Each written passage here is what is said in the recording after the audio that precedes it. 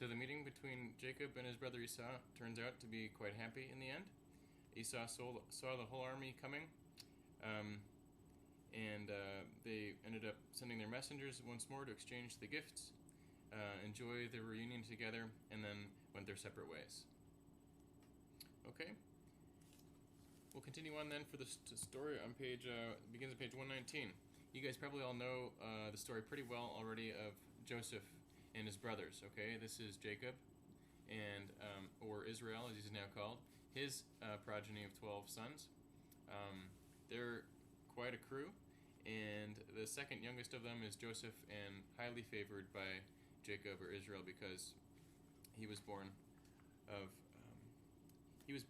the wife that Rachel, the wife that he had loved the greater. So clearly, there's been great feuding between all the brothers, particularly with Joseph because he's been given special gifts like this coat or this garment, which was expensive and beautiful, whatever it represented to the family. At least we know that it was beautiful and expensive, and not everybody had one of those things. The traditional translation we know is the coat of many colors. It should have been an expensive and luxurious sort of item, so all his brothers were clearly jealous of that. Again, we're on page 119.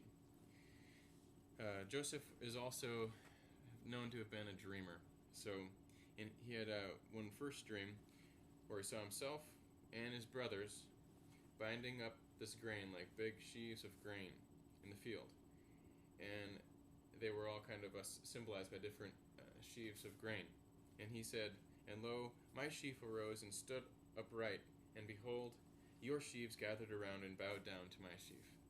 Okay, so it's a symbolism of all the brothers bowing down at one point before Joseph, the second youngest brother. They didn't like that dream. He had another dream. "Behold, I have dreamed another dream.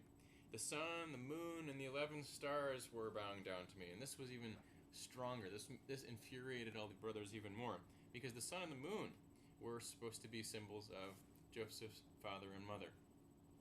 And even his father now, who had heard these other dreams, didn't really like that dream so well, and told his second youngest son Joseph to hold back on sharing the dreams for now. But it was kind of too late. He'd already incurred the wrath of his older brothers, and they resented him more and more.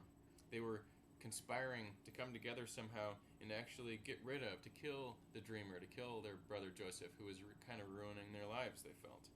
Only the oldest one, Reuben, he was against killing him, and actually was the one who convinced all the other brothers not to go ahead and kill him, but simply throw him down into some pit. And his hope secretly was to go back and rescue him later. So that's what they did. But when they had thrown him in the pit, lo and behold, a caravan of slave traders came from, I don't know, out between some sand dunes or something. They were coming toward him, and they thought, aha, this is the opportunity. This is it. This is perfect. Good thing we didn't kill him. That we'd have felt bad about that, but man, we won't feel too bad about just selling him.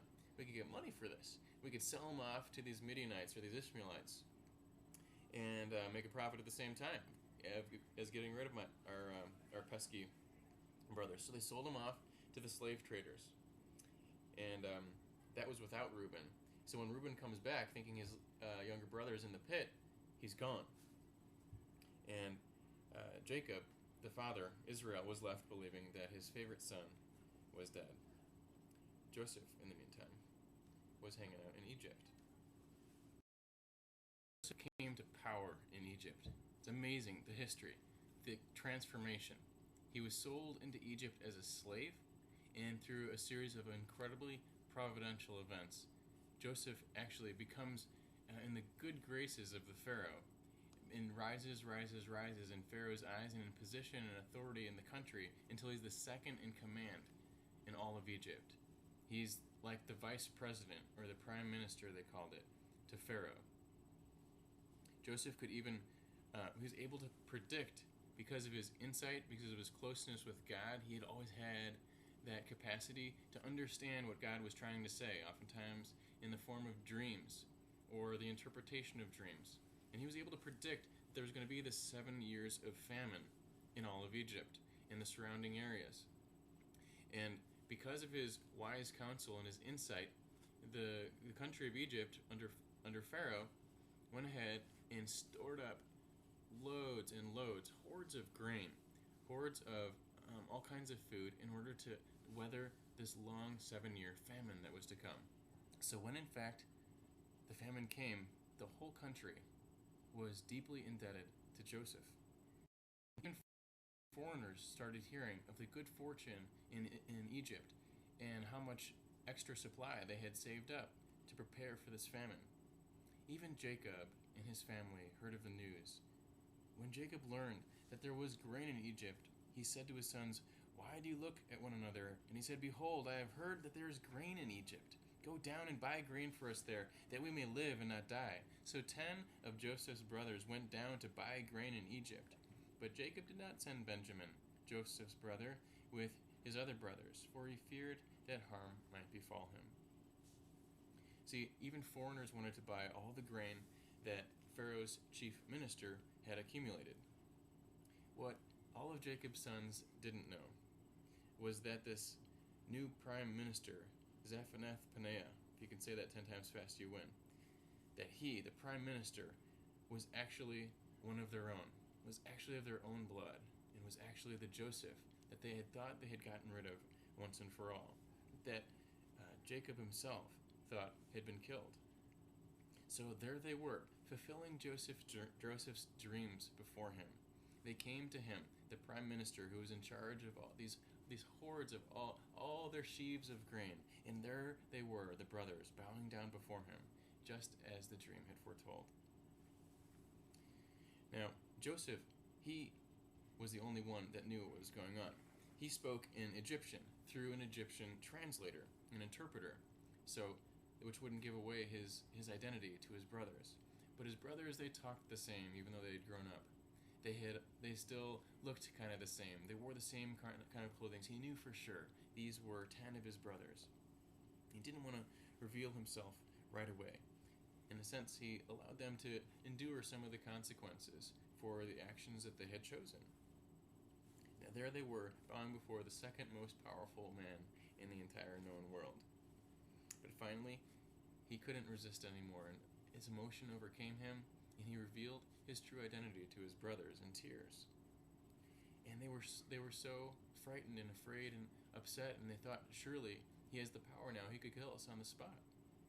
But he said, "As for you, now do not be distressed or angry with yourselves because you sold me here, for God sent me before you to preserve life."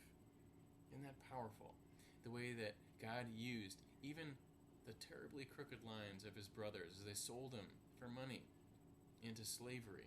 God used even that evil act, as we've seen unholy acts before, deception, be used by God to write the straight lines of God, the history that God wanted to accomplish. See, there's no reason to feel bad anymore about past sins once they're forgiven, because God uses even them to accomplish the great works in our lives that he desires, even to help accomplish our vocation. God sends things before us in our lives, not for evil, not to destroy us, but to preserve life and bring life to the fullest. So God manages to bring good out of evil with Joseph and with each of us. In fact, Joseph's brothers, remember, they sold him, they betrayed him, they sold him off in order that life might be restored and preserved. Think of how you might be able to understand Joseph then as an image, an analogy, a type, as we say, right? A type of Christ indeed, who also would be betrayed by his own people for money, for silver. But that betrayal would actually save life. By him giving up himself, he would be able then to restore all of us and to preserve ourselves for life eternal.